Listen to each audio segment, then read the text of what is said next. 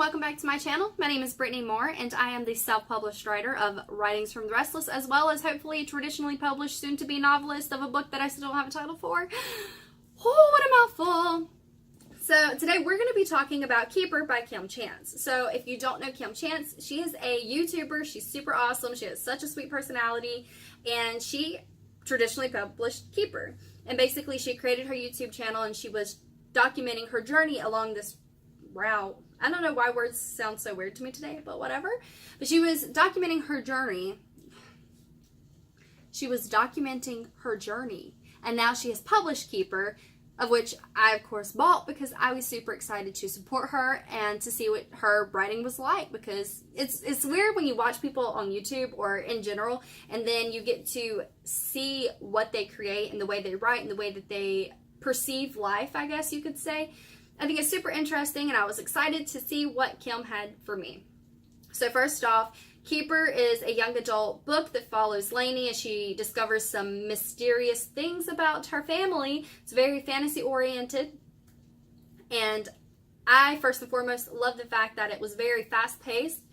I couldn't put the book down, and I didn't feel like I was having to continue I'm almost there, let me just finish a chapter. It was never like that. It was like, I can't wait to finish a chapter, I can't wait to see what happens next. And what the world was that? That was not what I expected whatsoever. I also loved it because Lainey is a relatable character. She is a high school student who's super stressed out about the SAT. She's a perfectionist. She has to do great.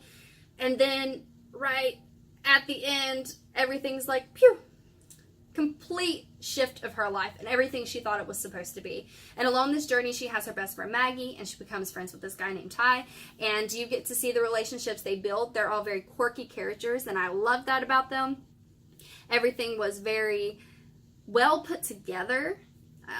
Nobody was perfect, and there was a situation in a scene where Lainey demonstrated a natural thing that most people would probably undergo, where she felt very selfish. And I don't want to give away the scene. I'm trying to remember how I remember it, but I remember Lainey having an internal struggle with herself between being selfish and doing the right thing, and she had to come to terms with what she was going to do. And I think that's a totally relatable thing. We as people in general, especially as teenagers, we have to make those decisions because that's what's going to ultimately shape who we become.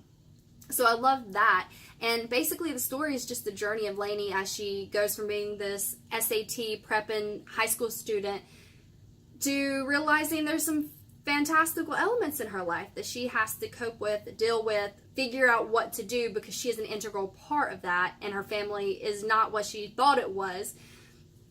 And there's a lot of symbolism that goes on in the story. There's a lot of, the color green pops up a lot, and you start to put puzzle pieces together, and I like when authors do that, because especially, for example, I watch a lot of horror movies, and when I watch horror movies, I'm always looking for connections. For example, if you've ever seen, wow, I just watched all these movies, Insidious, and one of the Insidious scenes, I think it's the first movie, on the back of the chalkboard of the main character guy as he's teaching, there's Saw. It's his face and has the number 8, and it was like an upcoming Easter egg that the 8th Saw movie was going to come out.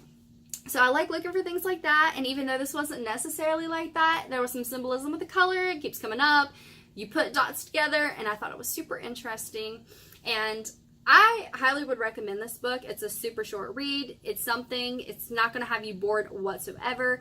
I'm excited for Seeker. So it's supposed to be a trilogy, if I understand correctly. And the second one is Seeker. I'm not sure when that's coming out, but she is currently in the process of drafting Seeker, and I think she did that for her NaNoWriMo story the past month. So stay tuned. I will, of course, link her channel and her book description and all that fun jazzy stuff below. Let me know if you've read Let me know if you have read Keeper, and if you did, what your opinion and thoughts were of it. So that's all I have for today, and I will see you guys in the next video.